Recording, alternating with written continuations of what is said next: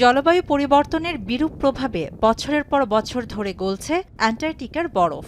তবে গত 4 বছর ধরে আশঙ্কাজনক হারে বরফ গলায় পরিবেশবিদদের উদ্বেগও বাড়ছে। তবে জলবায়ু পরিবর্তনের কারণে যখন প্রাকৃতিক দুর্যোগও ভয়াবহ হচ্ছে, এমন সময় সুখবর দিলেন মার্কিন বিজ্ঞানীরা। তারা বলছেন, দক্ষিণ গোলার্ধে বাড়তে শুরু করেছে বরফ।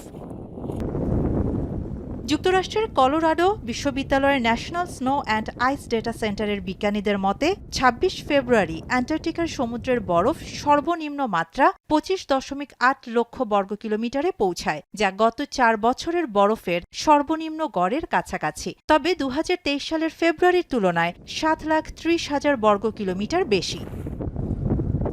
বিজ্ঞানীরা বলছেন, জানুয়ারি ও ফেব্রুয়ারি মাসে দক্ষিণ থেকে আসা শক্তিশালী বাতাসের কারণে বরফ গলার গতি কমে যায়। তবে এবছর ফেব্রুয়ারিতে যে পরিমাণ বরফ রেকর্ড করা হয়েছে তা ১৯৮১ থেকে ২০১০ সালের বরফের যে গড়, তার চেয়ে ২,৬০,০০০ বর্গ কিলোমিটার কম। তবে এ সংখ্যাটি এখনও চূড়ান্ত নয়। আবহাওয়ার উপর নির্ভর করে বরফ কম বেশি হতে পারে বলে জানিয়েছেন বিজ্ঞানীরা। শাহানা জাহান, এখন বিশ্ব।